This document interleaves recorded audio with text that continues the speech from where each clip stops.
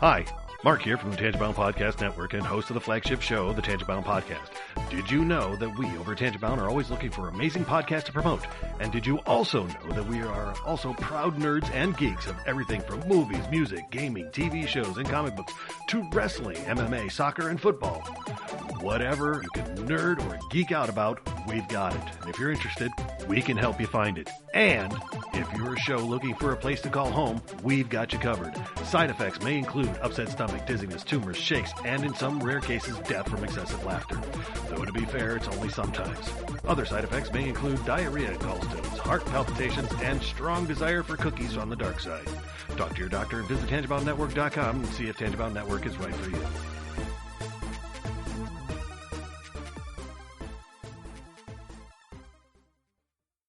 We're not doctors, therapists, trained professionals of any kind, so if you feel you do need help, please reach out and get the help you need. We have a whole list of things on our files page over on Facebook at facebook.com/crazylifepodcast, and or just search on the internet for the suicide prevention hotline number, or go to NAMI.org or whatever resource you can find. But just please reach out for help if you need it. If you feel as though you're going to harm yourself or others, definitely reach out. And try not to be alone. Also, if you feel that way and you realize that you're writing a note or making plans of how you would do, like harm yourself or others, definitely reach out. That's a huge red flag. And lastly, please do not replace the idea of therapy with listening to this show. Again, if you need help, please reach out and get the help that you need, or contact us. We can try to help you find the help that you need.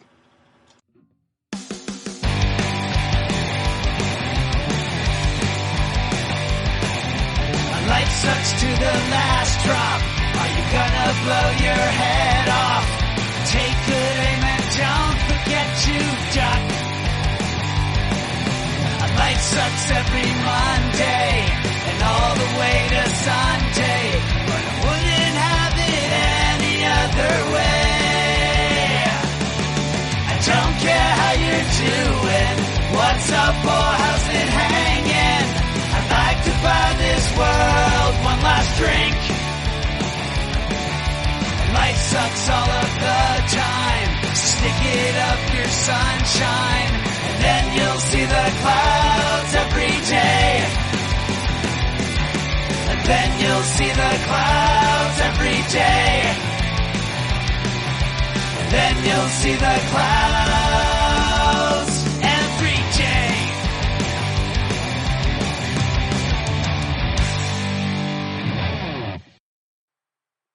Welcome to the Crazy Life, everyone. My name is Jen. I am your hostess for the evening. And with me, as always, we have Brian and Henno. Henno's back. Yay! Hooray! And there was much rejoicing. And there was much rejoicing. Exactly. I know you're so glad to be back home, I'm sure, Henno. But where have you been? What have you been doing? I realized that I have been at work or done some work-related thing. My last day that I didn't do something work-related was December 2nd. Wow. So the end of this week will be like pretty much 2 weeks straight where I did something. So that's what happened. They were doing financial meetings and they kept asking for more information. And I'm the only one that knows the software for our reserves, our capital reserves expenditures. And then we had told them, I don't know, if they wanted to start doing any, get additional information, that I'm ready to give it to them. Well, of course they wait till the last minute. Yeah. And so it's all, they had all of November to start to look into this stuff, and we have one board member that had taken a big interest in it a while ago, and so he'd actually come up with his own spreadsheets off of the information that was given to him by our general manager, Well, in the meantime, I learned that, well, the software can actually print its own spreadsheets. Oh. And so I'm printing out these spreadsheets and this and that. And he's just not sure about how things are how things are being computed, and so I'm giving him all the information, giving him everything out of the help files, like basically showing this is everything that I'm seeing as well. And there was just more questions, and I had no problem with it. And it was, and so our the property manager right now, she just happened to have bronchitis that week, so she was doing everything from home. And I'm like, all right, sounds like I got to go to work again. She's like, I really don't want you to. I'm like, yeah, but I kind of have to. So I went up at right when we were about to record. It's like I got to go up there again and get this stuff ready, because the next day we were having a Zoom meeting, and even though it was my day off, so I had a 3-day weekend, and I ended up putting in at least an hour and a half to 2 hours every day on this thing. And it didn't get annoying until that Sunday night where I was finally like, okay, now you're annoying me because you don't have all the information in front of you, yet you're making assumptions based on it. And it was really kind of a bummer, because he ended up quitting. He's still on the board, but he stopped being on. He didn't want to do the finance committee anymore. And I was like, wow, if he had waited one more day, because I had made some changes that were. I was trying not to do any significant changes from our last management until now, so that anything that is different is exclusively from what we were doing, and I wasn't altering anything that the previous management was doing. So it's about as close to apples as possible, but the numbers weren't coming out in a way that they liked it. So I'm like, all right, I'm going to make some major changes here.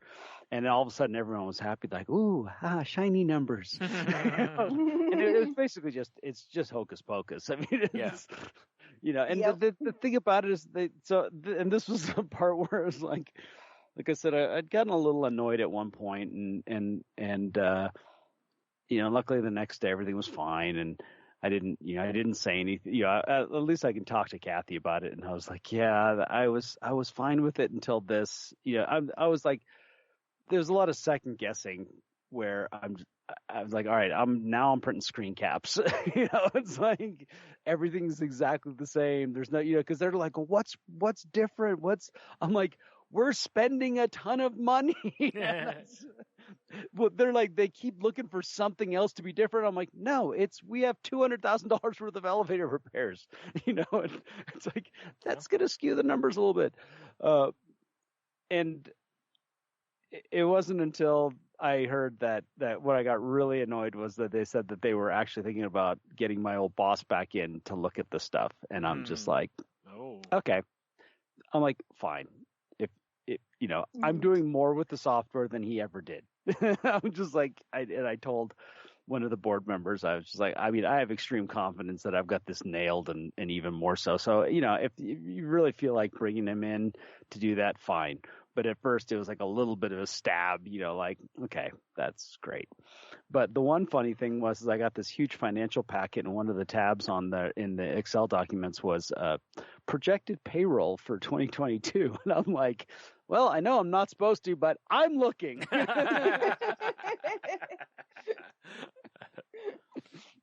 And I told one of my coworkers, who we've always been very concerned about how not so much how we get paid, but a couple of my coworkers, it's always been like, okay, are they being taken care of? And we never find out. And so finally I'm like, oh yeah, that's right. Yes, that is much better. And so I told Sean, and Sean had mentioned it to Kathy, and Kathy's like, oh, so that was supposed to be password protected, that tab. Mm-hmm. And I'm just like, what tab?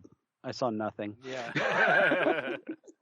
I'm like, I looked, I deleted it.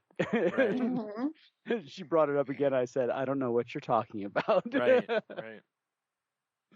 But one thing that's happening is we decided, I don't know if I talked about it the last time we were on, but I'm going back to my old Sunday through Thursday schedule again. It was, it's just, they're not going to compensate us for being on call all day on Sunday. So I'm like, well, I mean, I might as well just go to work then and get paid, you know? Yeah. And that Sharon wasn't that. Sharon actually liked her 1 day a week home on her own. Yeah. She like she just was like, got up on Sunday. She's like, oh, you're here.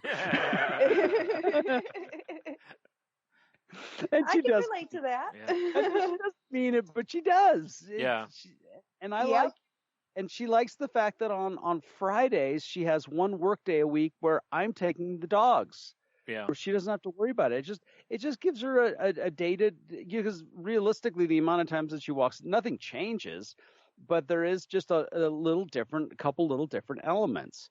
And you know, so I was like, and so I talked to, you know, my coworkers. I was like, all right, they're not going to compensate us for this, so what do you want to do? And Frank's like, I don't mind working Saturdays. I'm like, cool, because Omar was like, I really like having weekends off. I'm like, hey, no problem. As long as you're here Monday through Friday, everyone will be happy. And I know the GM of Zenergy, the minute I told him that he's also one of our board members, he's like, thank you. I'm so glad, because he really counted on me on Sundays. Yeah. Mhm. Just because he doesn't have any of his real staff there to work with. So we're going to do that on the week of Christmas. And I'm just tired. We had pretty much a winter storm watch come through, and we have several feet of snow now. And the fun part is I didn't have to. This was the best part. I got to drive in the Bobcat for basically 3 days now. Which is way better on my back. It's not so good on the neck because of just you're sitting in the same position all the time, but it's nowhere near what it was like. So finally, the old guy gets to not kill himself. All right. That's a big update from last year, because I remember last year you talking about how you were like, why am I doing this? Like, like there's someone else who could be doing this, and you know, I've done it long enough, basically. So that was basically it. So and I appreciate like, that you pulled rank or seniority or whatever the word you want to use there is, or it's the old man card, whatever you want to use. You know, whatever. Yeah, exactly. I don't care. And I even told him, hey, you guys, you want another? Like, nope, you've got that thing down, because I'm just like. You know, it's a skid steer, so it's designed to spin around in circles, and I've got this giant plow blade, and I'm just going in between cars, and you know, like nice. I feel good with it. So they're like, no, you have at it. You're rocking it. I'm like, all right. It was good. So that's been great, and yeah, I'm just really tired right now, but it's I'm excited for. We're going to have a lot of people here for the holidays, and I'm just excited that we're on top of it, and our crew's doing great. And we found out in the same week that our board president was quitting and our new property manager is leaving, or she's going back to being our bookkeeper only. So, and that was like, oh, okay, we're having another change, but it did not faze me at all, just because we've done 6 months now running our own department, and we're killing it. Yeah. We're absolutely killing it. So when they sat down, Derek sat me down and was like, so what do you think? I'm like, bring in whoever you want. It doesn't, as long as they don't start trying to change what we've already established, right. I have no problem. And there's nothing that they can do to screw anything up. And then what was funny is I conveyed all this confidence. They're like, well, we're looking to have someone that's buck stops here. I was like, well, we're already doing that. That's how we view Kathy. Like, Kathy's the boss. No one's ever not viewed her that way. What she has, so like I said, nothing's going to change. Well, my coworker Sean got a chance to actually interview a prospective candidate they had in mind, and by Monday I was like, no, not this person. I'm like, no, like I explained it this way. I was like, all right, so there's a reason Kathy doesn't want to be the property manager, and I admire her for this. She wants to bring her expertise and her knowledge to a job, and she's finding that there's a whole array of things where she just doesn't have the experience.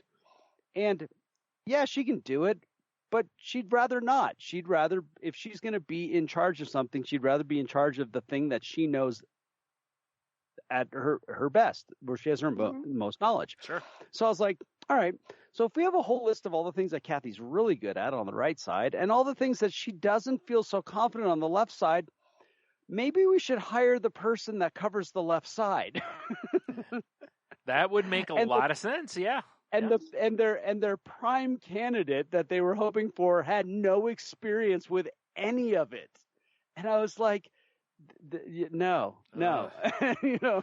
Well, there's so many reasons on that too. Is one, it's just somebody's they're gonna have to learn on their feet, but also a lot of times people like that end up being the ones who come in and want to change everything because they don't understand things are in a certain way, they work. Blah, blah, blah. You know, they come in and think that they know the world. And, you know, it's like you're better off with somebody who knows what the heck they're doing with that stuff. Because then if they want to make changes, at least it might be like, hey, I want to do this because it did this here. Yeah. You know, versus just, this seems like a good idea. You know? Well, and she has a lot of experience in one type of one field that we do need help with, and that's basically our rentals and that kind of stuff. But she cannot walk in and apply that experience to a homeowners association. It just doesn't work. It's it's completely different. And based on what had happened over the last 2 weeks with these financials, I'm like the person that hires, because they're going to now have a general manager again, which I'm like, awesome, great. I better not be able to run circles around them on a computer. I will say that I'm like, I'm the facilities administrator. I can't be smarter than the general manager. I don't disagree with you. It bugged me to no end to where, you know, I was a key holder, but I knew more than the person running my store. You know, that bugs me a lot. Like, I'm like, why am I not the one running the store? Or why didn't you train or hire better? Because it means it's more work. It'll end up being more work on me. Yeah. And that's fine if that's what was anticipated, but that's not what was anticipated with what we're doing right now. Yeah. And so, you know, they're you know, we'll see what happens. They put out a national job search, which I was very happy to see, because we might get a really good candidate. We have some, to me, our prospective candidate is somebody that is, you know, maybe works for a property management company and has 7 different accounts and would just like to have one. Even if it's a lateral move, or, you know, they're not getting, or they maybe even get paid a little bit less, but life gets simpler. Yeah. You know, or they just love being in the mountains or something like that. Or the other option is somebody who's been running their own company and is looking at selling their company, and they just want to finish out the last 10 years of their employment until they retire somewhere with health benefits. That's also our candidate. So yeah. I think we have the potential to get somebody, you know, over here with the experience that we need. And, you know, like I said, like Omar, my coworker, said, how do you feel about this? I'm like, I'm confident. We're doing great. Like, we really are. And it feels, you know, again, it's like, I asked him, I said, how much do you like coming to work right now? It's like, you know, everyone, if, you know, if you're, it's always been our dream is to, you know, we all like what we do, but we didn't necessarily like everyone we did it with. And it's like, now we do. And like, what a dream come true. That's what everybody wants. So yeah, so it's been the last couple of weeks, and you know, a lot of my free time is, you know, hanging out with the dogs and relaxing a little bit, and still telling myself that I'll maybe get to the gym, but not so much priority still. Sharon's been buying me a lot of new pants, and I'm like, these aren't fitting so well. Oh, when you said that, I thought you were meaning like, you know, she was going up a size. Oh, no, she didn't know. Oh, okay. She got me the same size. Oh, she's doing it on purpose. She's sending you messages then. She's doing it so that you're like, boy, I'm gaining here. Yeah, that's all it is. She just doesn't want to come out and body shame you. She's just doing it passive aggressively. Yeah. I kid. Goodness. Yeah. But yeah, life is good. I can honestly say I don't have a whole lot to complain about right now. Well, good. Yeah. Did you have a good, safe Thanksgiving? Oh, I did. I didn't get a chance to. No, you were not here on the last one. I wasn't on here. That's right. No. It would have been that. Wow. Yeah, it was like 10 years ago. Yeah, it feels like forever ago. Mm-hmm. Yeah, because we recorded while I was there, right? Yeah. I think so. It was right before you left, because I think it was the Sunday before Thanksgiving that we recorded. Yeah. Okay. Yeah, that's right. No, it was wonderful. Just super relaxing, great family time. Travels there were a little brutal because Betty got car sick, but on the way home, Dramamine, boom.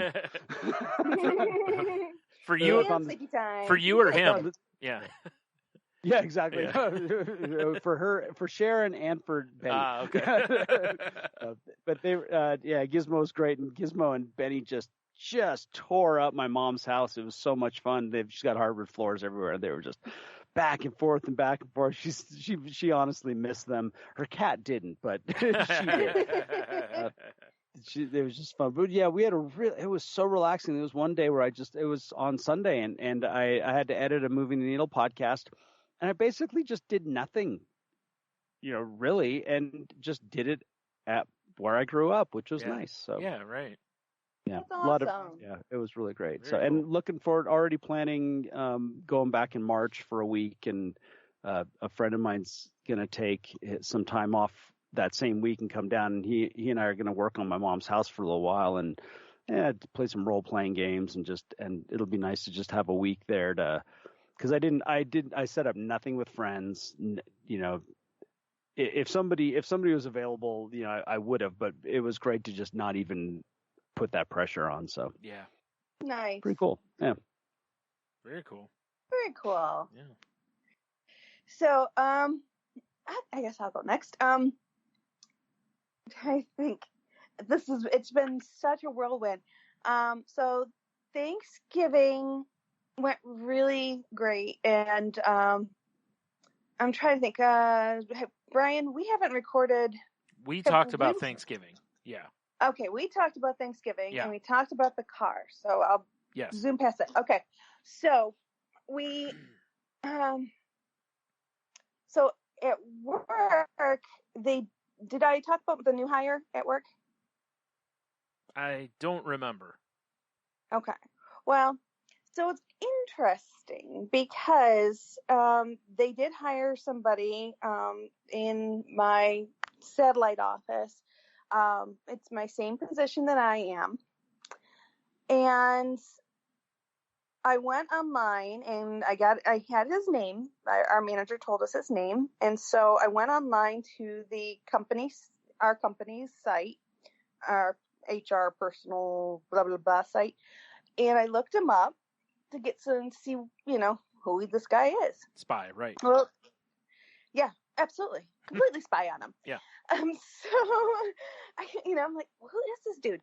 So they had his, a brief history, his brief work history type of a thing listed. And I'm like, wait a minute. And so then I went to LinkedIn and I looked it up there and I got a little bit more information. And then you went to his Facebook, and then you went to his 23andMe.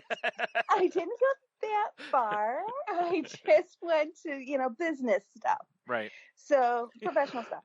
And I don't know if I've mentioned on here before, but I'm in logistics, in particular rail logistics versus trucks. So I deal with the movement of materials via rail. So I'm looking at his resume, expecting to see something similar. He led missionary work. He went to Brigham Young. He what was it?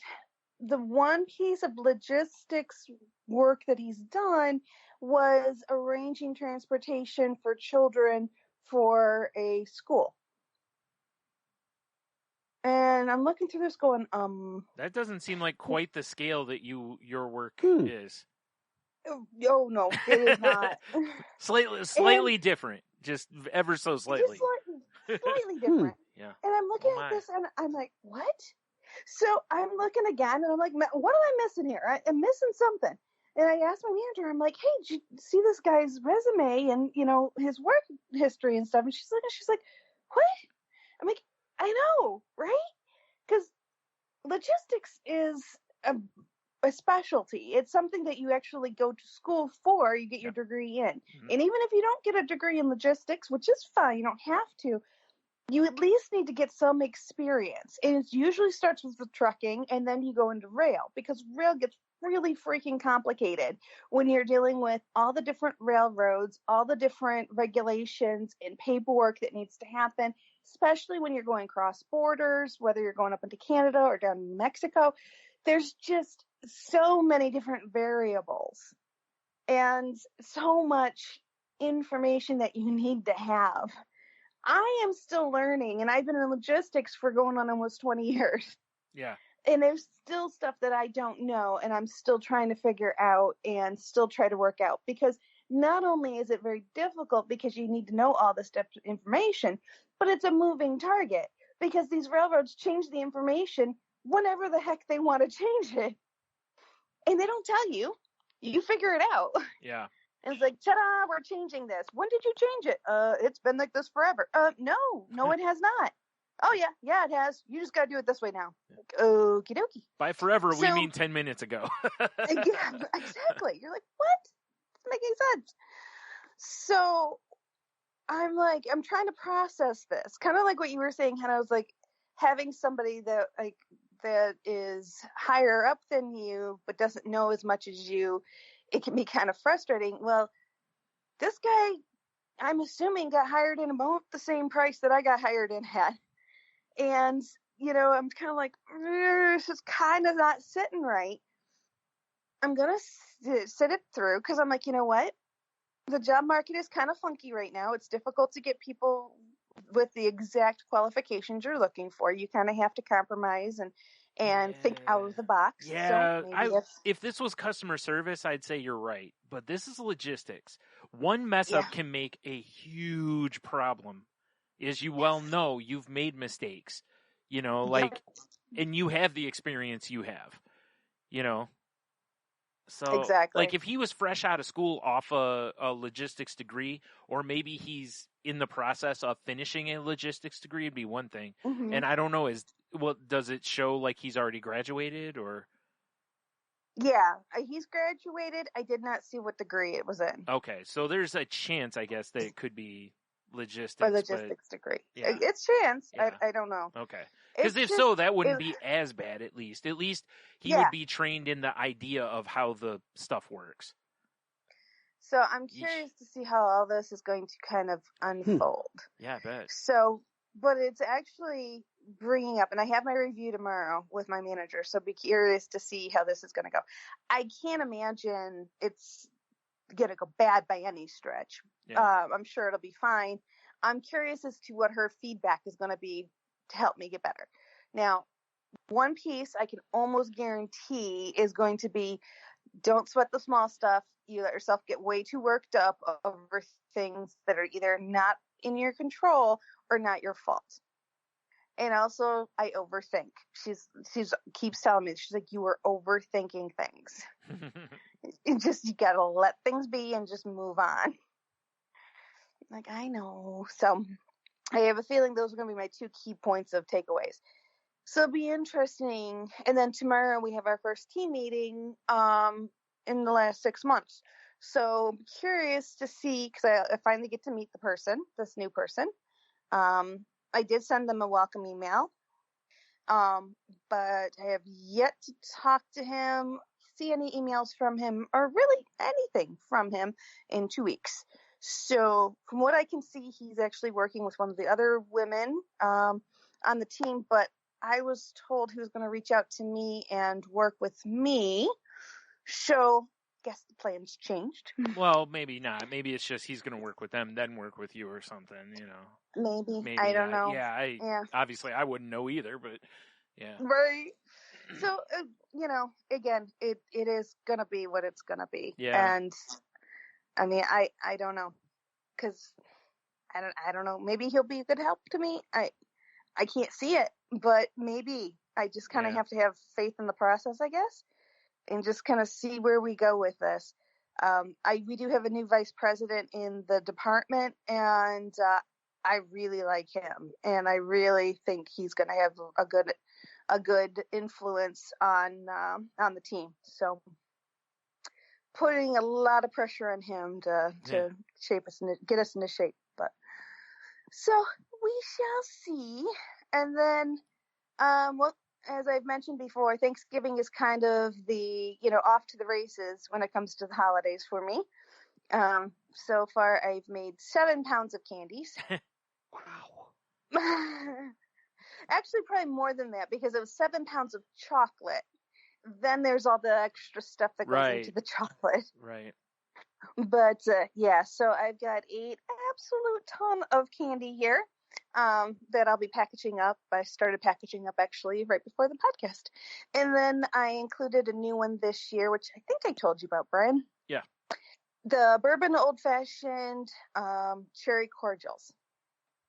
And I got them almost finished. I need to kind of do a little tweaking. I'll give myself a C+ on them. I see there's a couple places that I made some mistakes that I can see ways of correcting for future, endeavors. Mm-hmm.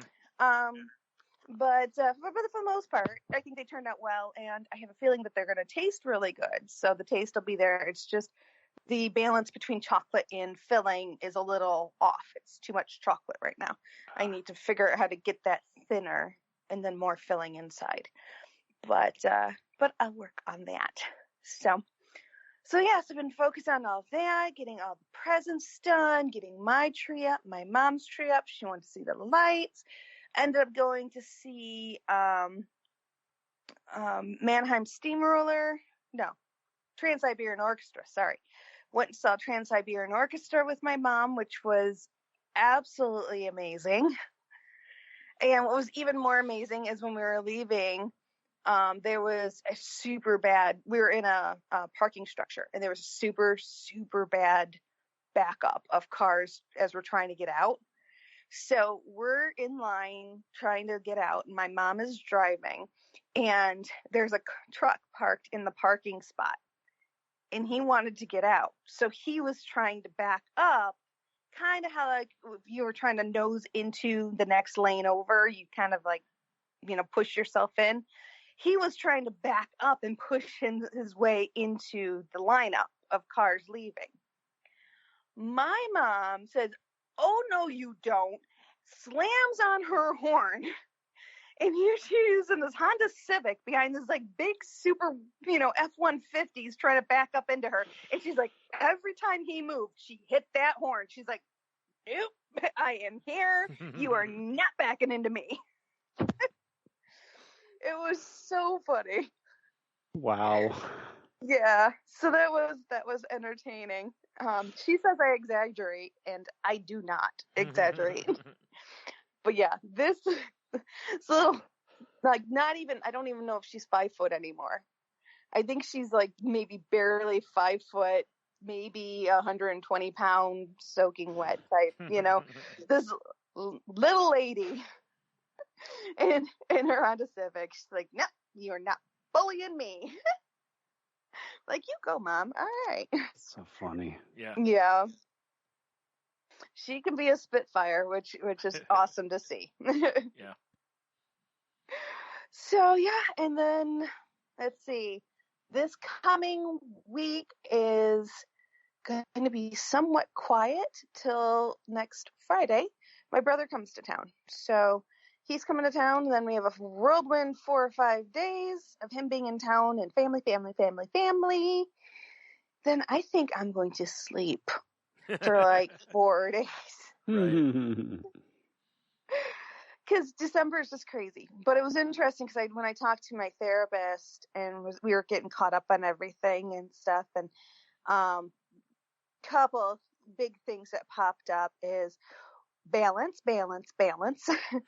So even though everything that I'm doing is fun and I want to do it, like super want to do it, I just still have to keep in mind I gotta keep my balance. Yeah. Because I am way overstressing myself and making myself exhausted.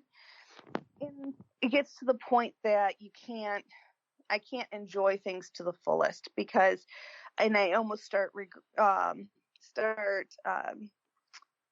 Like resenting things. Thank you. Resenting. Yeah. That was the word I was looking for. I start resenting things that I love to do, and I don't want to do that. So we're kind of trying to find ways. December's always a very bad month for me when it comes to my balance. But she mentioned, she's like, maybe you should cut back on how much chocolate you make. And I just looked at her. I mean, I'm like, no, I can't. It's like, you don't understand. I love doing it. She's like, well, maybe one a day versus trying to like fit it all into like a couple days. I'm like, maybe I do need to spread it out a touch. But, and then, this Saturday I get to make keeflies, which for those who don't know what a keefly is, or a kolechki, or a krushtiki, or, God, there's a million and one names for it. There was a pro wrestler named Keith Lee, and I remember a guy named Rikishi. Those count? They are all essentially the same. There's going to be arguments from people, but they're all essentially the same. It is a pastry that comes from the area of Slovakia, Hungary, Poland, all of that area, the Czech Republic. People from that area, from that part of the world, they make it's a laminated dough, and then they roll it out and they fill it with either a jam filling or a nut filling, and then they make shapes out of it. Like kolechki in my family is stars. We call them stars and bars, because the stars are filled with jam filling, and then the bars almost look like a bear claw with little fingers, and then it has a nut mixture in it. Keeflies are slightly different. Same type of dough, but it's usually a nut mixture. And again, they're a different type of a shape to it. But again, very, very similar in how you make them and stuff. Well, my husband's family, that's their thing, is keeflies. My family, it was kolechki. I don't make kolechki because it's way too much work. Well, his family always makes keeflies, his mom and his aunt and his cousin. Well, last year they asked me if I would join them. So I, of course, graciously did, because I was very excited to be. You didn't have anything else that you do this time of year, so, I know, exactly. Yeah. Why not? Yeah, you might as well, yeah. Because balance. Yeah. My in-laws are inviting me into a family tradition. Yeah. Like I'm going to say no. I mean, that is not in my vocabulary at all. So I did, and they handed me this red apron, because they were all wearing red aprons, but their aprons have their names monogrammed on them. And I'm like, oh, great, thank you. And, so I made the keeflies and stuff. I'm just picturing, like, when you borrow someone's, like, Netflix account or whatever, the first one will have, like, their name, and then it'll be, like, guest. I just picture yours saying guest on it. Pretty much. Well, I guess I did a good enough job, because they invited me back again this year. And rumor has it, we will see, that I may be getting the red apron with my name monogrammed on it. Well, if your name's not on it, if it's not monogrammed on it, I wouldn't do it again next year. Yeah, it's like, no, I'm out. Yeah, no. No, so I'm very, very excited. I mean, these are really wonderful women that I have just an absolute blast with. Yeah. We have so much fun. In fact, his aunt was the one that pulled all the trays out of the oven. Well, we'd be in the dining room chit-chatting and laughing, and she'd be in the kitchen and hear her go, ow, ow, oh, my hands, oh, ow, ow. Because she wasn't part of the conversation, so she wanted to get, attention and being dramatic. So for Christmas, I got her muffin mitts. Ah, nice. Yeah, so she's like, what are these? And I told her, I'm like, they're nylon oven mitts, so you just, put them on like gloves, and you don't have to worry about burning your fingers ever again. And they all just lost it. Because she wasn't actually, but she kind of did burn her fingers a couple of times, but she was just being dramatic to be dramatic. Right. So so we had a really good laugh about that and stuff. So it's just, again, it's one of those things that I love doing, but it's going to be an 8 to 10 hour day of cooking. I was going to say, I because I remember when you were helping with the Klitschkis years ago, and I remember where you were doing like one step of it.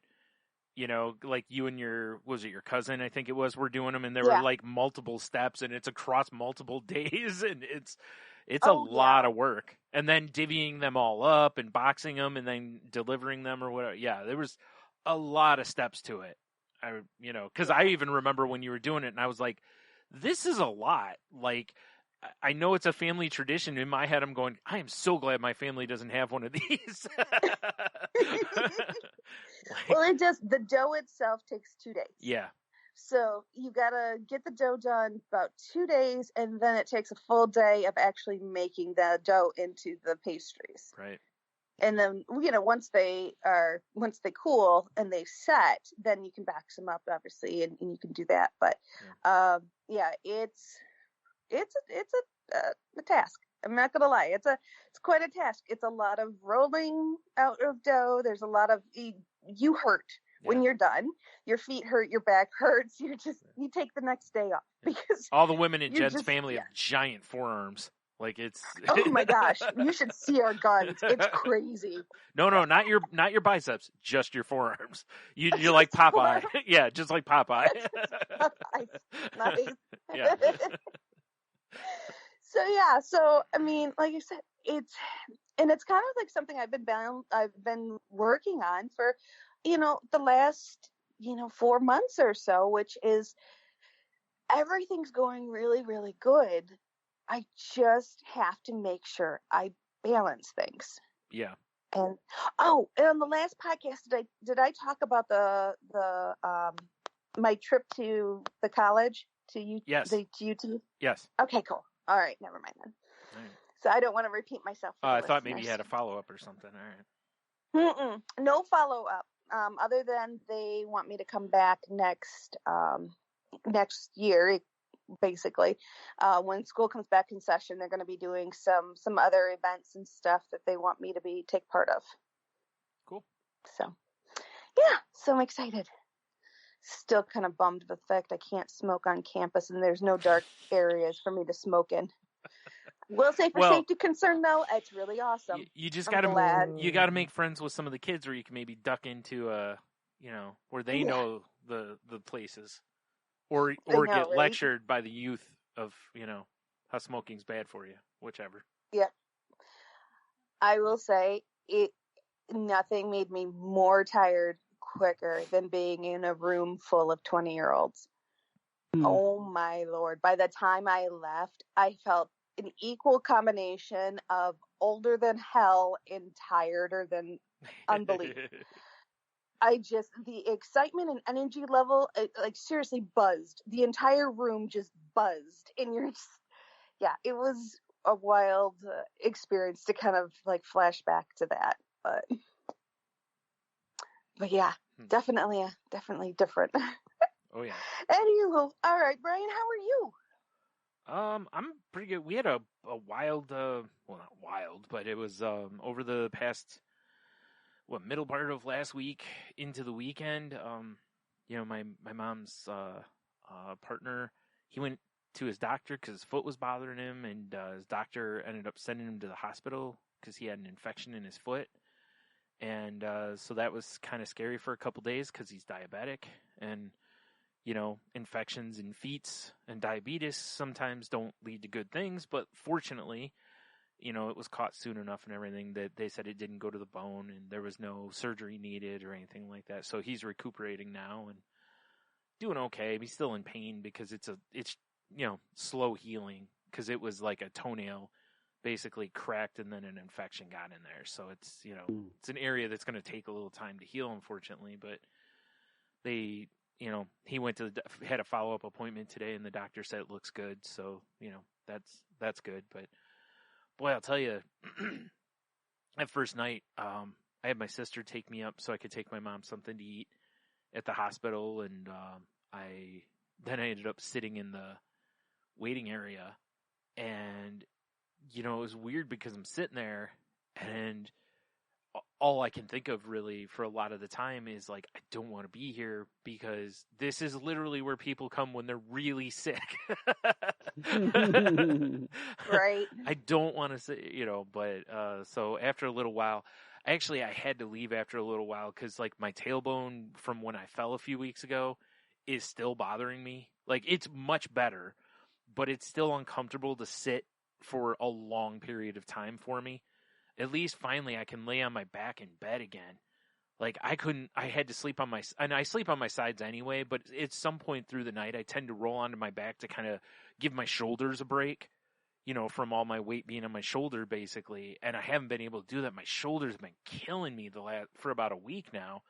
And I know exactly why. It's so when I'm in the shower, I'm letting the hot water roll on my shoulders, and I got one of those, those heat type guns, and I'm, running that on my shoulders, trying to keep them loose and everything. But it's like, I can just feel, even now, I can feel the tightness from like my neck down to my shoulders from it.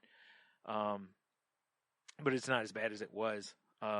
So, that's good at least. That seems to be getting quite a bit better. It's just once in a while, like I'll sit a certain way, or if I'm in the car, we'll hit a bump and I kind of rock back and forth. That, oh boy, does it still hurt. But otherwise it's, that's pretty good at least. So, but I had to end up leaving because of that. Cause after a while, I'm just sitting there and I'm just constantly adjusting my, the way I'm sitting there. And I'm like, I gotta go home. Like the only way it wasn't hurting was like if I lay on my side. So it's like, I'll go home and lay on the couch or whatever. And, cause while I was there, there were a few people that came in that looked like walking death, and they were there for COVID reasons. And I was very much like, wanting to go just slather myself in hand sanitizer after, even though they weren't, as soon as they were like, blah, blah, COVID, they immediately took them back, basically. Like, they didn't even let them. There was one guy that sat in the waiting room for like a minute, and as soon as they took him back, the nurse called the janitor up, and they cleaned like the whole area where he was sitting. So, they did, that you can't do much better than that, really. And he was on the opposite side of the waiting room for me, so it wasn't really close at all. But it's still, my brain can't help but that whole time. It's just, I can feel like the room's getting smaller, right? Like, even though he was only there for like maybe 2 or 3 minutes, that room was getting real small in those 2 and 3 minutes. Cause I'm, my brain is just going, ew, so, yeah, but again, it's like, what are you going to do, right? It's like everywhere you go, you don't know who's walking around with what. And this is even before COVID, who's walking around with the cold, the flu, whatever it is that they could pass on to you. So it's really in that kind of same thing and whatever, but it was not easy just sitting there, Mm-hmm. So, although it was fun that me and there was a guy with his, like, I think it was his teenage son, were there, and, the guy was just buried in his phone the whole time. The kid never pulled the phone out the whole time. And I'm like, he must have had the phone taken away from him or something, because, like, they were there for an hour and a half, maybe 2 hours. And I never saw that kid even pull his phone out, even to take a peek at it, nothing. So I'm like, he clearly doesn't have a phone on him, because there's no way he's going to go 2 hours and not look at that. Or he's feeling real bad, like he's real sick, but he didn't seem to be. I don't know exactly what they were there for or whatever. Obviously I'm not going to ask him. But it was funny because they had a Hallmark Christmas movie on, and oh boy, it was terrible. And, we're just different times, like we're all kind of sitting there, and then a couple times our eyes kind of locked and we're just shaking our heads like, what is this garbage? Although I will say this, I'm so glad it was that and not fill in the blank cable news. I don't even care which channel it is. Like, right. I'm so glad that it was anything but cable news, The last time I sat in a hospital waiting room like that was when Jim had he had a heart attack, and that the night it happened, I think, was like the college football national championship. So that was on. So I'm like, good, as long as it's just not news or politics. It's like, I just, we just don't need this, especially not in here. Everyone's coming in with, apparently it was sprained ankle night, because it seemed like everybody coming in was limping bad. One dude, his whole body was facing straight and his left leg was facing left. And I was like, oh boy. Yeah, he was in a wheelchair and he was in a bad way. Like, you could tell he was in a lot of pain. I don't know what happened, but clearly that leg is broke. So they took him back right away. And I'm like, well, good. Hopefully they'll, get him going on some pain medicine or get him right into surgery, whichever. And Because, boy, he had literally had a towel, and he was biting the towel and holding it in his hand. So I was like, oh, I feel so bad for that guy. I was waiting for him to get him up to the desk, and, we have like 8,000 questions to ask you now, and, like when I went in for kidney stones, and they're asking me all these questions, and I'm like, can you give me something for the pain? Because I'm in a lot of pain. Like, can we do the paperwork later, or... So anyway, but all that aside, like I said, fortunately, everything seems to be okay at the moment. So, that's all good. I met with my therapist, and part of the meeting with her was supposed to be about going over the results of my ADHD assessment. We got talking about other things, which were very important, and I kind of feel like we kind of opened like a pocket that I needed addressed. And so we talked about that the whole time, and then it was like we were out of time, and she had somebody coming in right after me, so she couldn't even like, hey, stick around for a couple extra minutes type of thing. I mean, she could have, but that's unprofessional. I would not ask someone to do that, especially because you don't know what they're coming in with, Mm-hmm. So I had a meeting this week with my social worker. Part of the reason was the same thing, and the exact same thing happened. We got to talking about something else, and it was a really good talk and all this, but she only had me scheduled for half an hour, and next thing you know, the half hour's up, and she's got someone coming in right after me, and I'm like, dang it. So I have the results, but I keep forgetting, I haven't even looked at them yet, but so I have a meeting with her next week where we're going to go over the results and what my psychiatrist had to say about that. So that's actually the one I'm more interested in. And my therapist gave me some homework, because I was challenged with coming up with finding, I think I might have mentioned this on the last one, Jen, didn't I? About where she asked me to, talk about my self-worth without including money in it.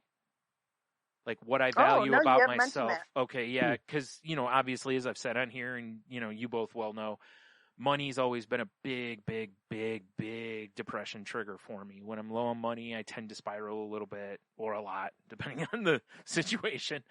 And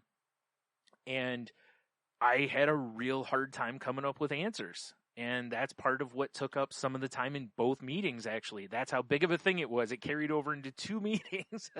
It is a pretty big thing. Right. Well, she gave me, and actually here, since I have it right here, my therapist gave me a sheet about values, right? And clarification of your values. And you're supposed to pick basically the 10 most important items and then rank them, right?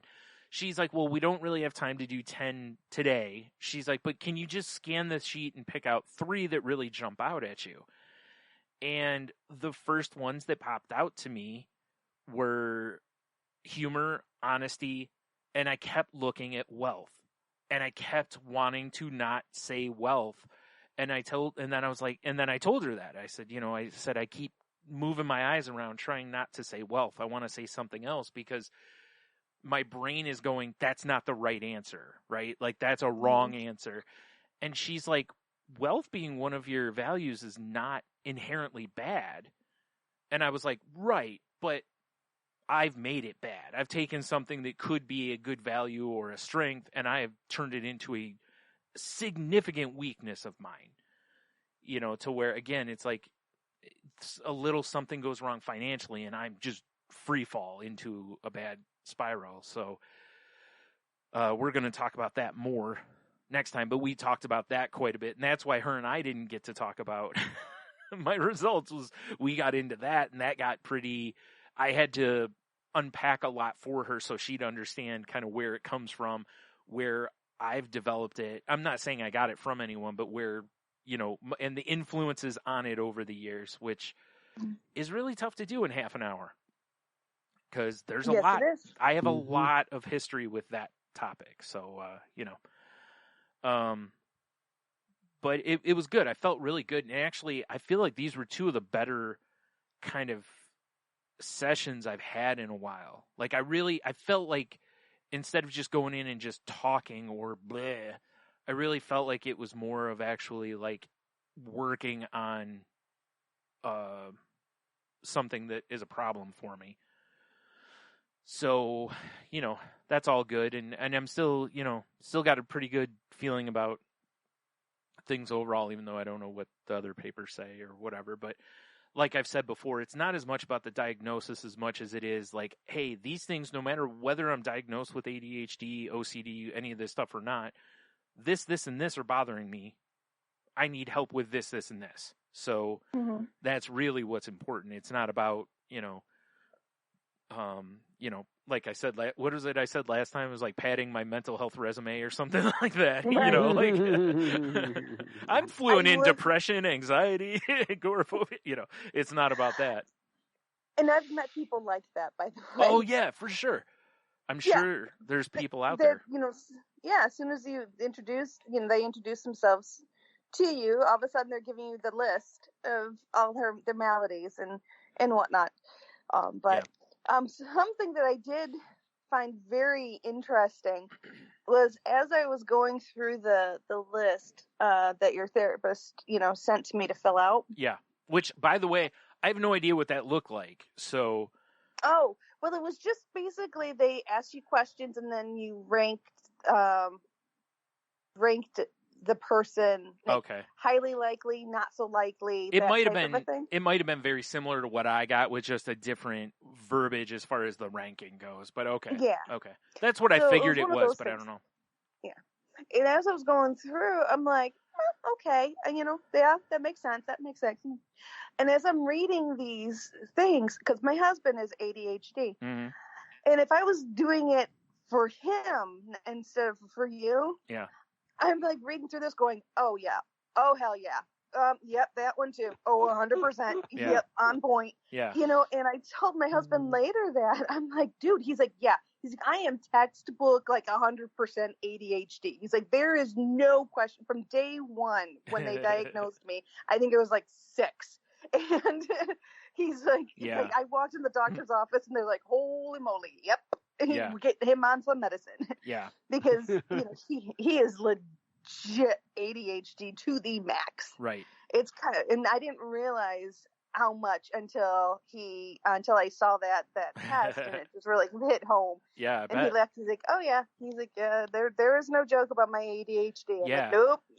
That's when I was doing the assessment, and that's why like the first thing that I did after I read the one article is this ADHD website I was on. They have a thing that's basically like take this and off of this.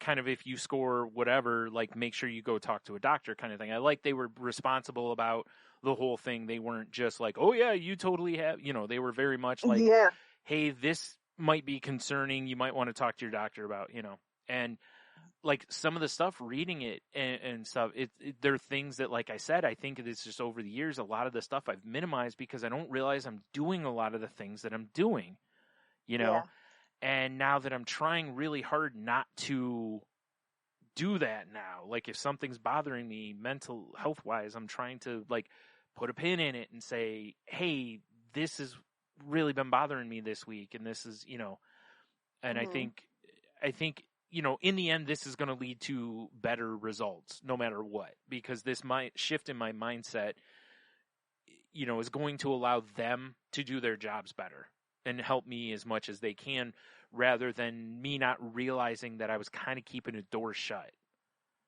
to them. So in the end, that's the big goal is, like I've said all along, since we've started this, it's, the more honest I am with them, the better they can do their jobs. And the better they do their jobs, the more, the better chance it gives me in my scenario. So it's in my best interest to not, cheat things or, I don't feel like I've been lying. I just feel like I've been minimizing, like, yeah, I do that, but it's not that big a deal. And then they'll go, oh, okay, well, if it doesn't affect you negatively is the way it's reading to them is, oh, well, it must not affect him negatively because he's not saying it does.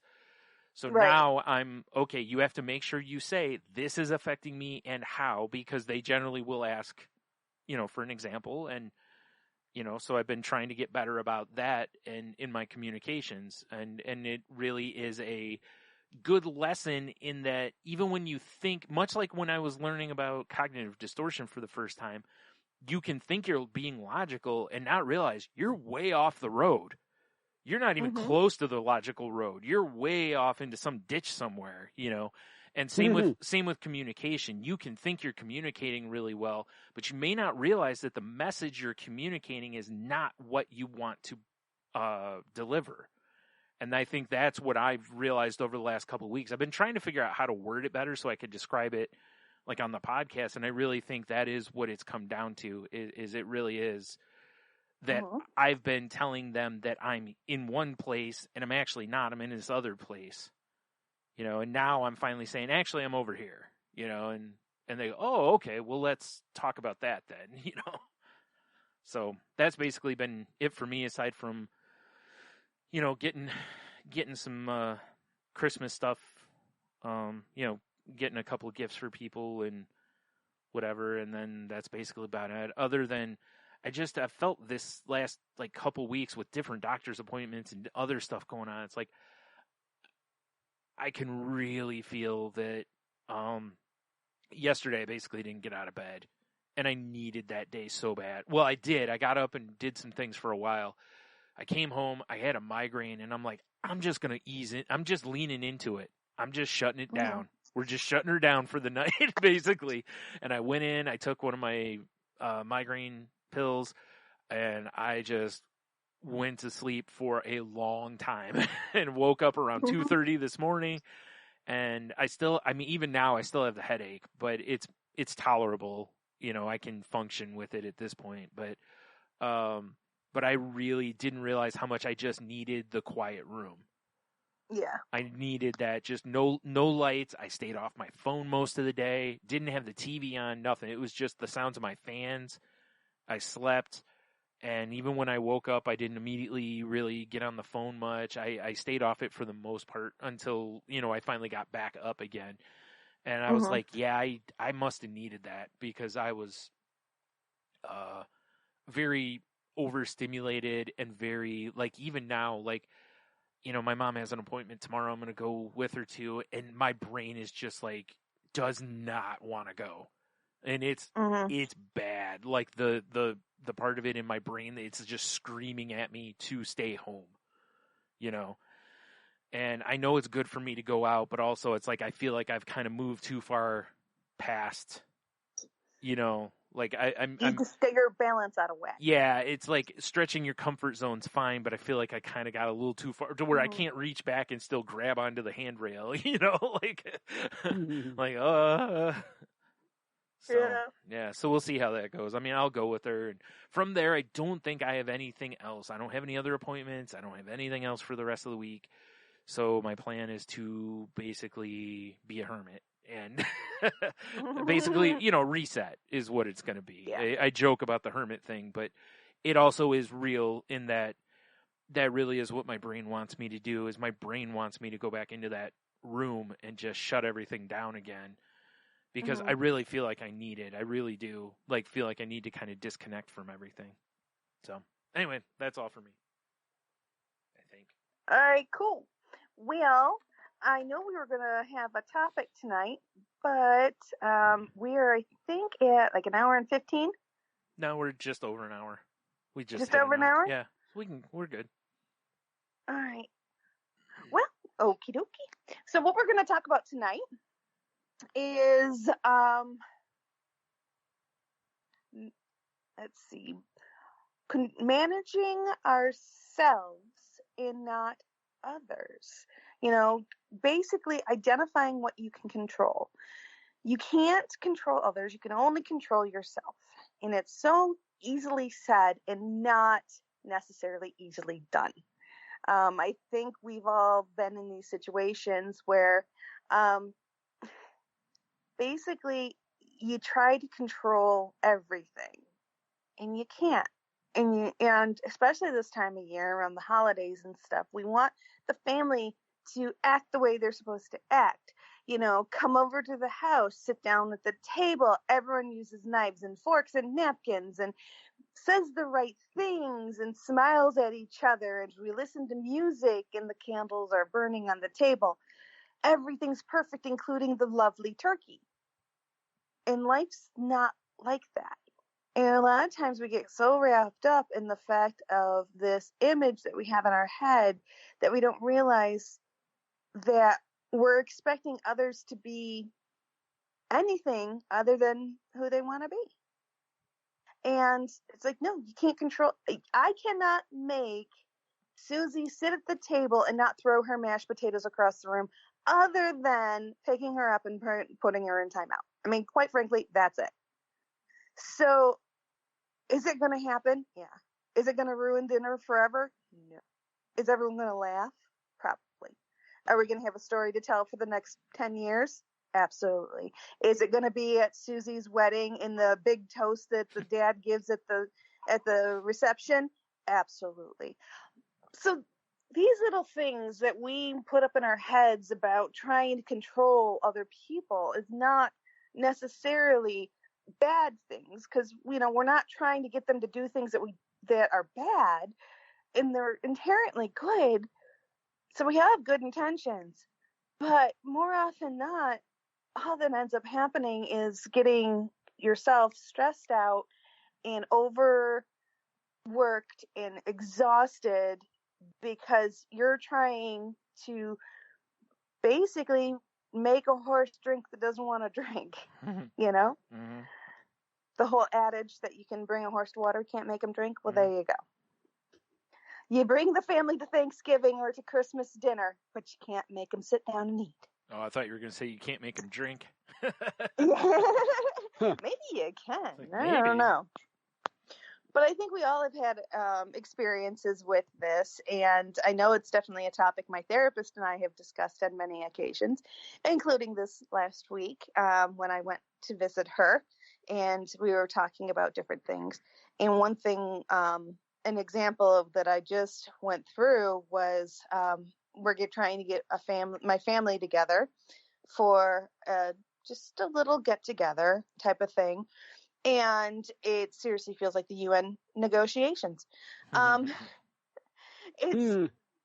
There's, everybody's, got their things. And I almost, and I know, and I was thinking about it. I'm like, how am I going to word this? How am I going to work this message so that it hits all the right notes and it gets people to do what I want them to do? And when I stopped myself and I actually thought about that, I'm like, wait a minute, back up. That's not my business. It's not my role is not to mitigate between two people's relationship. My goal is not, that is not my role to make them like each other. That is for them to work out. My role is to answer the question at hand, and that is all. And I really kind of had to take a step back and say, okay, the facts and only the facts, ma'am. Mm-hmm. So I responded very succinctly to their question. I answered it. And then they came back and they, with their response, and it was very much the balls in my court, balls in their court, balls in my court, balls in their court. And we had an exchange back and forth, and I kept it very light, very to the point. I didn't expound upon information that was not necessary, that could be inflammatory, that could be taken any other way. Like, nope, I'm not putting any emotion behind this. I am not putting any pressure. I'm just keeping it very basic and very succinct. Mm-hmm. I think we've got everything worked out now. We will see. And if it doesn't work, it doesn't work. And that's okay. It's taking me 30 years to be able to say that. Yeah. But it is, because it all goes back to how many times, we said the words on the podcast. It's the let go or be dragged. And, yep. And also, like you said, if you have family or something that's, if two members have, some sort of beef between them, it's like that is for them to sort out. You don't have to sort that out. It's very much, it's hard to do, but it's also kind of like we've talked before, how it's like, hey, everyone's invited, Mm-hmm. but there's an expected level of decorum. If you Mm-hmm. can't meet the expected level of decorum, which is to just be civil to one another, then maybe you should think about alternative plans, But it's very Mm-hmm. difficult for anyone to want to say that to family or friends or whatever. But you're right, because otherwise, trying to sculpt someone into what you want them to be or how you want them to behave is generally a fool's errand. It's also not fair to do that to other people because, in a lot of ways it ends up being us trying to project how we would behave or whatever onto others. And, Mm-hmm. as we've talked about that before in the past too, is like that just leads to disappointment most of the time, Yeah. So, It's amazing how much of a shock to my system this was when I first learned that other people can be who they are for the rest of their lives, and it's none of my damn business. Right? Yeah, And absolutely. it was shocking Sure. Mm-hmm. when I was informed that, nope, that person doesn't have to change. They can be exactly who they are for the rest of their lives, and you have zero say in it, and it's frankly none of your business. Yeah. And I just sat there like, oh, huh? And luckily I was in a place where I was learning to view the world differently and do things differently, and I was like, oh. And it's amazing how something that lasted only but a couple of minutes. Mm-hmm. Yeah, it was me telling my therapist about something, in a relationship, and her pretty much stopping me. That one of the few times that she stopped and corrected me and informing me of this astonishing fact Right? that I have never forgotten, never will, helps me every single day of my life, is that people get to be who they are. Yep. And I have zero say in it. All I have is how I react to it. It's like how they want to be, that's their karma. How I react to it, that's mine. Yep. Yeah. And I tried to. My husband's a very big I'll teach them type of person, and I looked at him one day and I'm like, you do know that you cannot teach anyone anything unless they are choosing to learn. I said, otherwise you're just running your mouth and you're just getting yourself all worked up, and you're just taking all these chances and different things that you're doing for you. Is all for you. It has nothing to do with them. It affects them not at all. It only affects you. Where there is sometimes where, like, I've said my dad would always tell me, if something was going to happen, he would be like, listen, you're going to sit here. I'm going to say my piece. I know you're going to do whatever the hell you want to do anyway, but I'm going to say my piece because I'm your dad and I need to say this. Right? And if I chose to learn a lesson or glean something from it, that was on me. He was setting it in front of me. I could pick up the Rubik's Cube and figure it out, or I could throw it against the wall. It was my choice at that point, And many times I threw it against the wall and said, I know better, clearly. And, then, looked back and said, wow, I should have listened to him. And other times, I did listen. But it wasn't as much that he was trying to control. He's just very much going, hey, I've ran into a wall head first. It sucks. You don't trust me. You don't want to do that. And I'm like, you just hit the wall wrong. Exactly. So Yeah, drop and roll, Dad. Yeah, Come I'm on. like, come on. Yeah, my head's harder than yours. I can get through this wall. So, like in those scenarios, I never would really have a problem with it because it really is coming from a good place, even though it is in a way, it's, he is trying to control me because he's trying to get his desired result, which is for me to not make a stupid mistake. But sometimes, but he got to a point where he was very much also like, hey, you know what?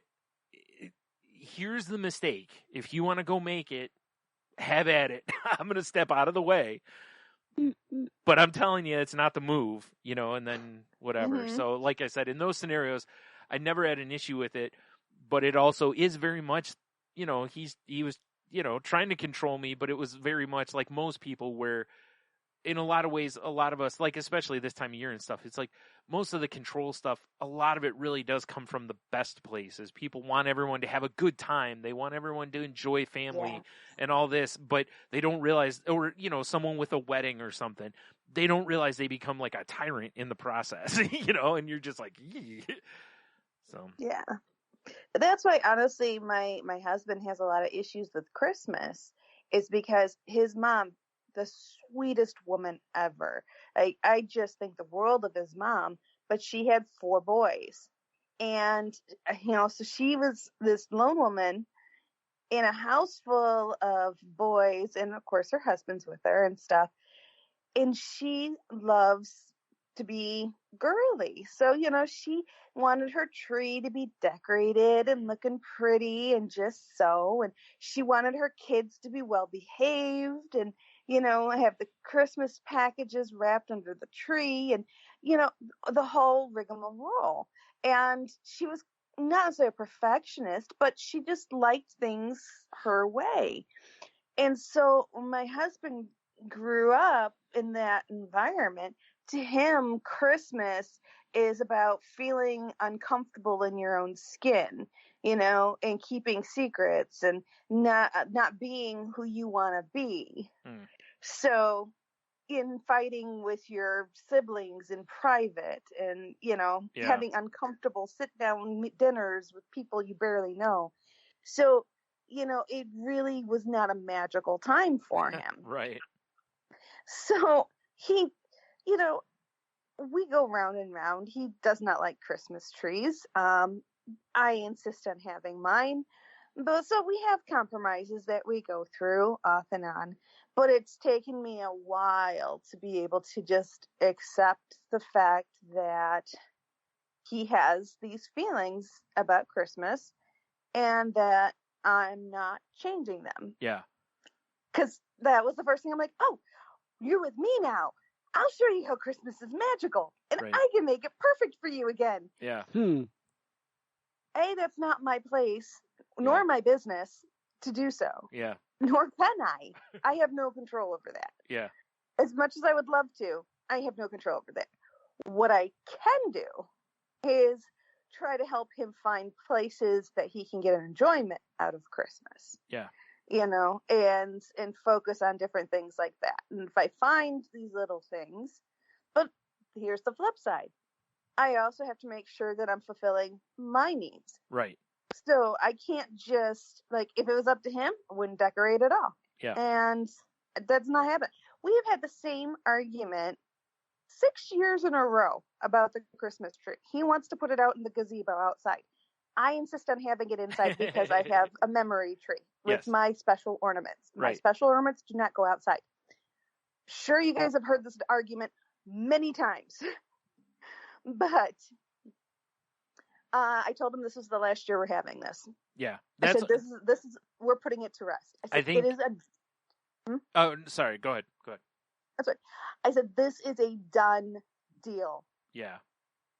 I said, I have no other decorations in the house other than my tree, the stockings being hung on the fireplace. With care. And with care.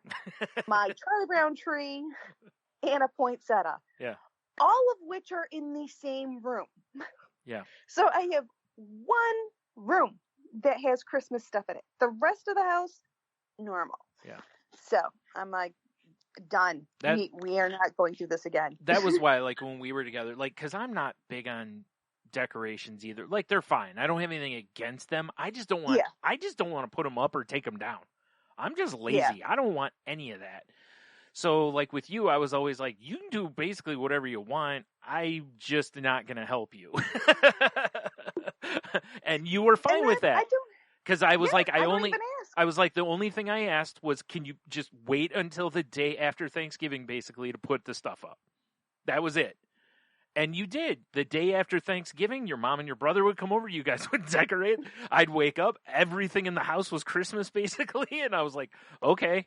Like I said, I didn't have much against it. The only thing I have things against are like excessive outdoor lights and stuff, because they're just such a waste of money. And I would just rather do other things with that money that time of year. So I was big on like, hey, if you're going to buy decorations, try to get stuff we can reuse and looks nice. And you did. You always did. So I never had an issue. And I don't, and that way you still got to fully, really express yourself, and I didn't have to do any of the work. So, I felt like that was a good win for both of us. Was a win-win. Yeah. Although I will say this, Thanksgiving, my mom can't wear sequins to the house because, again, my husband, I believe, he has ADHD and probably a touch of OCD, but he has a thing against sequins. No sequins in the house allowed, period. Okay. My mom is a sequins person. Oh, yeah. She loves sequins. Yeah, she sure does. So she really had a hard time with that one. Yeah. Well, comes Thanksgiving, she was going to her closet and she texted me. She's like, no sequins? I'm like, none. I said, no sequins at all, Mom. I'm sorry. This is the way it's going to be. She's like, but I just got this really cute pantsuit. Head to toe sequins. Head to toe sequins. I got a hat that goes with it, gloves. So she shows up to Thanksgiving with a Christmas sweater on that lights up. Okay. And I'm like, she look cute. But Dan took one look and she's like, you are wearing a Christmas sweater to Thanksgiving. Christmas does not start till tomorrow. You don't need to start Christmas today. Today is Thanksgiving. It is the turkey day. It's like, you took away my sequins. You can't have it all. Right. That's what I told them. One or the other. Yeah. Like, that ain't she right. probably didn't have anything Thanksgiving related. Yeah. So I later, when we were talking, that's all your mom has. It's me. all sequins or Christmas stuff. She has nothing else. So exactly. Yeah. Or flamingos. Lots of flamingo stuff too. Oh yeah, true. Bright colors. Right, stuff. Of course. Yeah. I was kidding, of course. Yeah. But so we came up with this idea. So for Thanksgiving, we so for Christmas, what we're going to do is we got her a Thanksgiving sweater that has a stuffed 3D turkey on the belly. Okay. So it's like a god-awful Thanksgiving sweater. No, that's perfect, though. Yeah. Yeah. So Dan's going to give that to her for Christmas, okay, so that she has something to wear next Thanksgiving. I think that is a very nice olive branch, because he's being too overbearing otherwise. Like, you can't take away sequins and then yell at her for wearing something that's Christmassy. I mean, it's like, she wants to feel festive because it's a holiday, and you're not letting her. You got to give her something. So this exactly. I think at least it's a thing. Yeah. I would just show up wearing, like I said, I would have nothing but sequins on if it was me. But like I said, I'd have a hat, glasses, gloves. I'd look like Elton John in his heyday. But I think this is like a perfect example, though, that, we all have this in ourselves, that we're like, we have our own rules, and we want people to sit in their box and stay in their box that we've created for them, and that they're going to do what I want them to do because I think it's the best way to go about doing it, and this is the best way. This is good. Yeah. And it's like herding cats. Doesn't not work that way. Yeah, the audacity of thinking you're always right, Yeah, it really is. When you really take a step back, it's like, wait a minute. Am I really that conceited to think that I know what is right for somebody else? Yeah. So it's an interesting concept that I encourage everyone to kind of ponder and spend some time with, because I think when you take a step back and look at your life and look at your relationships and stuff, you'll realize that you're doing it a lot more than you think you are. Well, and it's tough, though, too, because you run into scenarios like, this is a good one. Like, when I was with my sister the other night, she was telling me about where she works. She got a promotion this year, so she's not really in the department that she used to work in, right? So they usually, this time of year, she would have collected money because they would always get a gift for their boss, and then they would also do like a Secret Santa kind of thing. Well, as of last week, nobody had organized this yet. And she's like, guys, if y'all don't do this, this isn't, like, it's almost Christmas here. Like, we got to get something going. And, and I told her, I said, yeah, I said, what it is, they all got so used to you doing it, they just were like, oh, Chris will do it, like, and she doesn't mind doing it, but she also didn't want to do it necessarily because she didn't want them thinking that she was like stepping on toes or, like, hey, I'm not part of this department anymore. Maybe someone else should take it over kind of a thing, which is, I think, kind of what she was hoping would happen. And nobody really did. So she just started delegating to them. And the thing was that even though in a lot of ways you go, wow, that's kind of what, but everybody was just like, aye, Captain. And, like, and I was like, yeah, they just want to be told what to do. They don't care. Like when she was like, we need like this, $5 from everybody for the birthday gift. She's like, half the people were like, oh, I already have the money here. Like just that quick, it was almost already done. It's just someone needed to kick them in the butt to get going. But if she doesn't do that, they probably don't have any of the stuff that they normally do because everyone's going to be like, well, who's going to do this? And no one's going to be like, oh, I'll do it. And, because seriously, when you think about days off and because she works for a courthouse, so, their schedule is going to be, they're going to have days off, they're going to be closed, some of those days and whatnot. So that cuts back your time and the weekends they're closed. So, it's like their actual time to do these things is really short. And if she doesn't herd cats in that scenario, which is still a difficult thing because she's still got to there's always going to be some that, there's always going to be a few that, fight you or whatever. But, she was kind of frustrated with it, but also like, I don't mind doing it. She's like, I just wish they would have said, hey, are you still going to do it this year? But it's similar to like, well, actually she's, everyone's going to her house for our family Christmas Eve thing.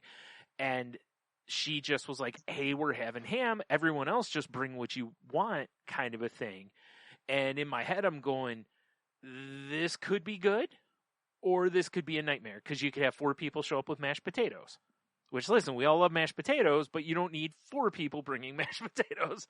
So it'll be curious to see if there's a little more organization like, hey, I'm going to bring mashed potatoes. Nobody else bring them in our group, our family chat, or if nothing is said and everyone just shows up with whatever. And this is the problem sometimes when you only partially herd cats,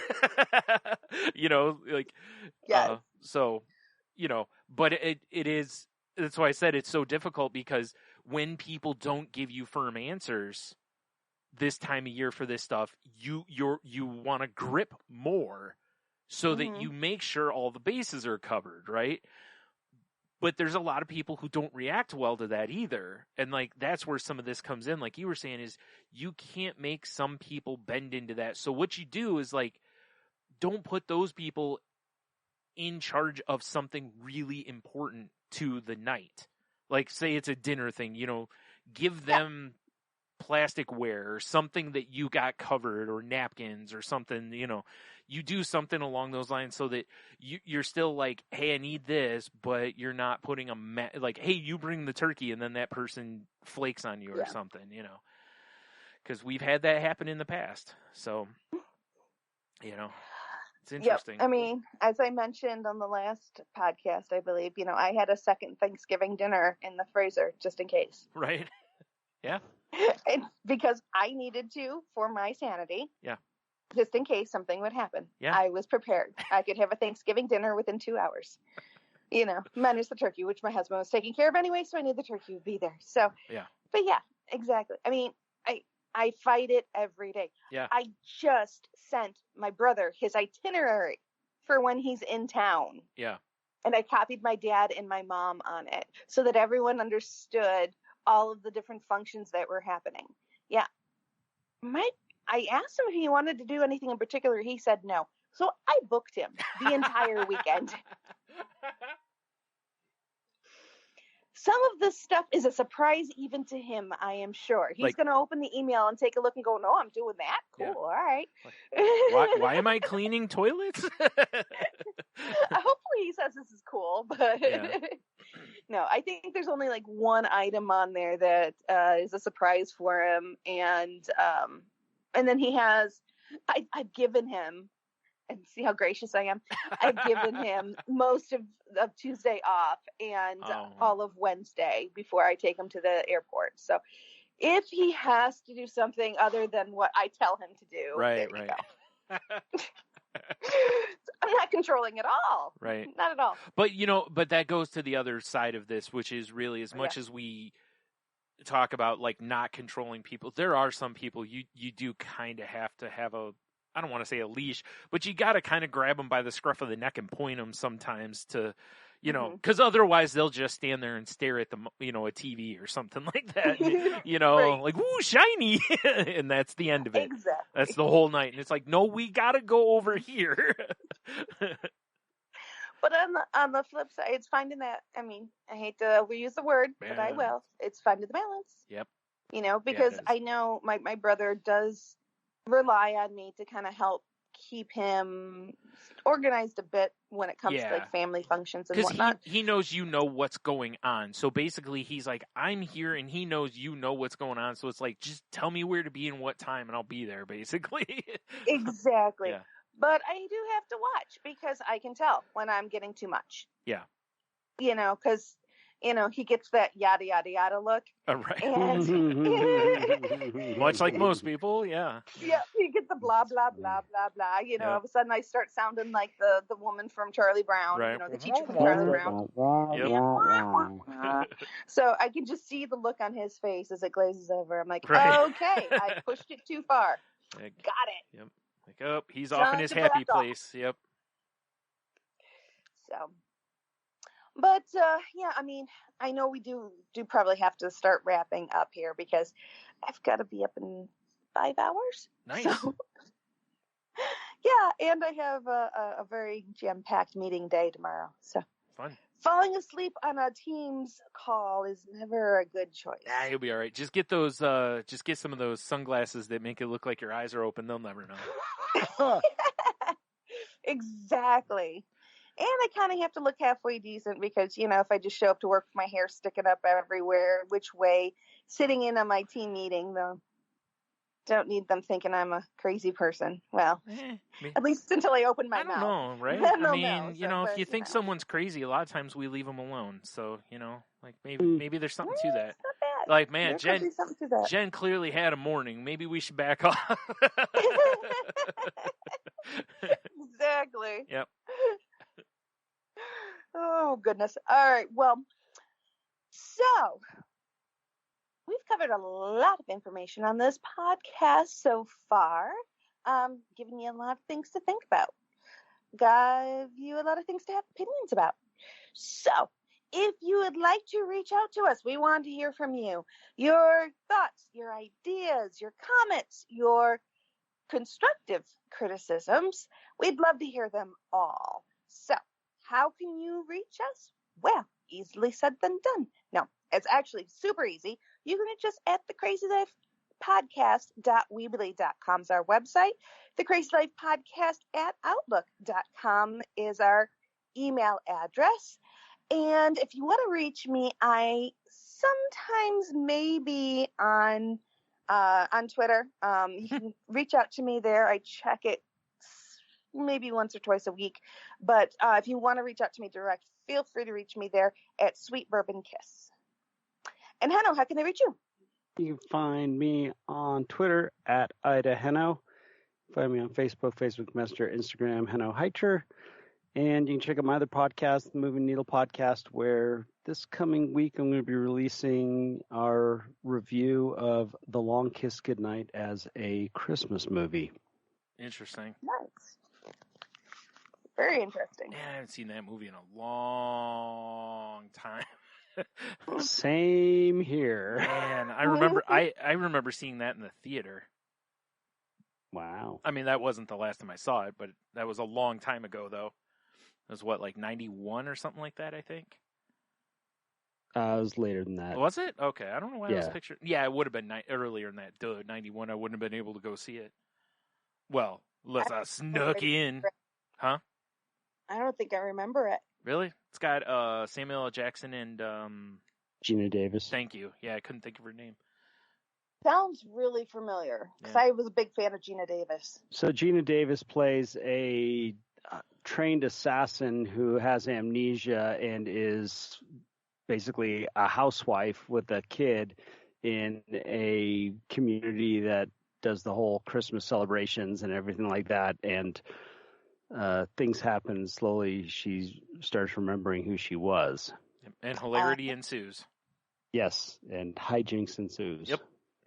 Very cool. Sounds like that's something I need to revisit. All right, it's from 96. Yep. That would be right, because that would have been high school then. So a little easier for me to get into a movie then.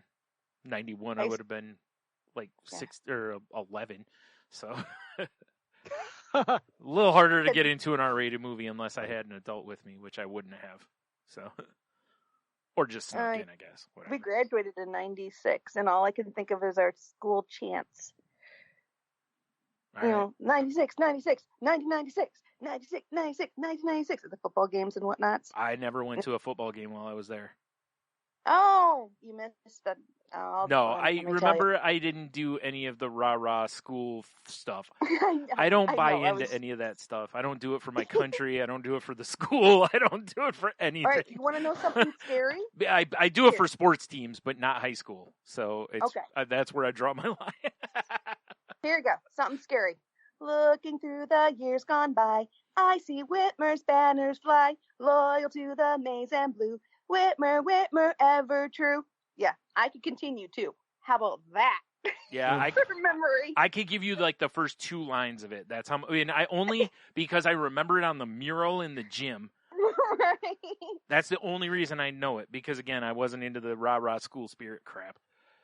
Like, high school was miserable for me, so I have no, like, I was never going to be like, this is great. I was like, I want to get out of here. I know. So, yeah. Sorry, Hannah, we just, completely hijacked you. Oh, wow. Yep. Jeez. All right. Well, if you want to find me on social media, you can find me on Twitter at Stunami. I'm also on Instagram at Stunami if you want to, find me there. My other podcast can be found at salty_language on Twitter or at saltylanguage.com. Show's not safe for work. This week we talked about a bunch of stuff. Otters. We learned a lot about otters this week. Boy, did we. My favorite. I learned. My husband wants us to buy otters. So I we learned. can have an otter section. I learned that an otter can take an alligator down. So once I learned that, I no longer probably want otters as pets. Also, from experts and stuff, it says they make terrible pets. So, but they look so cute. They do. And I think that's what we just have to remember is just watch cute videos of otters. And that when a man gets attacked by 20 of them, it's not as funny as we initially thought it was for the show. That apparently it can be very terrifying because they're in the same family as like honey badgers and stuff. So they're really tough. Like they're tough and they have very sharp teeth and claws and their jaws are like, what is it? I think German Shepherd strength. So yeah, like they're little monsters apparently, but they don't generally attack humans. So clearly this guy did something that rubbed his stink on him or something, and he went after him. So we talk about that at length in the episode, that and just otters in general. Wow. So yeah. So if you're into that kind of thing, we changed our tone from like, how is this guy not just punching otters off of him to, wow, this actually sounds kind of terrifying and we need to give otters more respect than we were. Because it literally sounds like it was a scene from Jurassic Park where the guy walks up and there's those little dinosaurs and he's like, oh, you're little one. And then there's like 1 million of them on him. It's basically that scene. So, yeah. Anyway, if you're into being terrified by otter facts, our new episode is for you.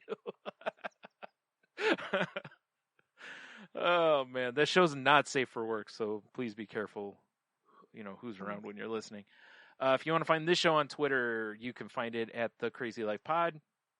We're on Facebook at facebook.com/group/crazylifepodcast. We're part of the Tangent Bound Network, which can be found at tangentboundnetwork.com. So please go check out the other shows there. And if you're looking to start a new show, that's a great place to contact. They can be really helpful about getting you going. Yeah, I think that's all that stuff. If you're struggling this time of year or any time of year, whatever, please reach out. There's all sorts of help out there for you, including like a new one I mentioned last week, which is 211.org. Which can help people if you're in a situation with like food insecurity, mental health issues. There's a whole bunch of things that they can kind of handle and help point you toward help for whatever you may need it for. So please check that out. It's 211.org or just dial 211 on your phone. And then, of course, in the show notes, I have that as well as other helpful things like the Suicide Prevention Lifeline and the Crisis Text Line and such, if you need that stuff. And of course, please reach out to, others anyway, like just make sure they're doing okay, because everything's tough. And, I know a lot of people I've talked with this year just don't really seem to feel like into Christmas. So, let's just try to help out when we can. And, as I've said the last few weeks, there's a lot of food banks and shelters that were really hit hard by people needing extra food this year, and the supply chain shortages. There's a lot of like shelters for animals that could use donations, and most of them on their websites have what they're in need of. So please please check out those if you're in a position to give. If you're not, no pressure, but just want to help where we can. And yeah, and of course, be nice to one another. And since this will be our last episode before, that holiday, wink, wink, no. But I just want to say happy holidays, everyone. I hope everyone's safe. Hope everyone, has a nice time with their family and such. And I hope all of you get cold. No, I'm kidding. All right. One last thing I wanted to mention, since we are coming up on that day. Sorry, we're out of time. When we like to, yes, we like to give presents.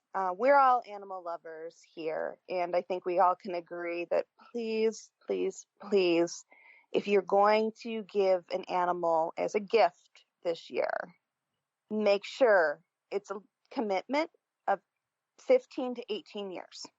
Sometimes it's less, sometimes it's more, but just plan on a 15-year commitment. If you are not ready to commit to take care of this animal or see to its care, even if you can't take care of them, make sure the right person gets them, whatever.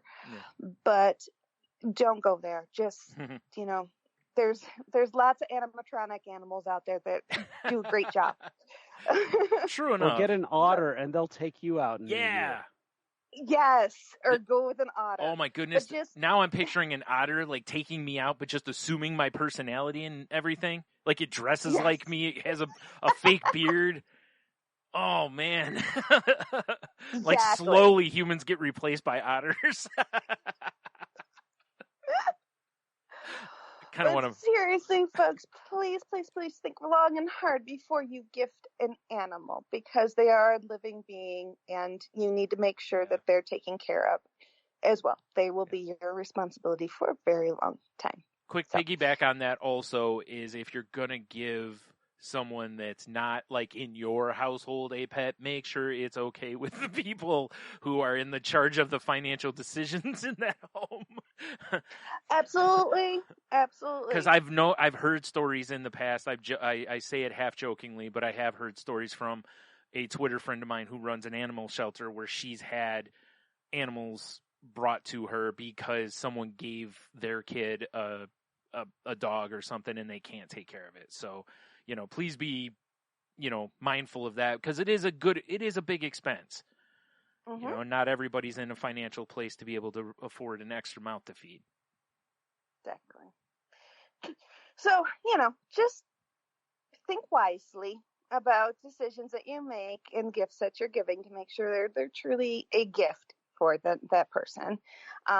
With that, go out there and have the absolute best next 2 weeks that you possibly can. Find joy in everything that you're doing. Find peace in your life wherever it may be. And we will be here waiting for you in 2 weeks. Enjoy, everybody.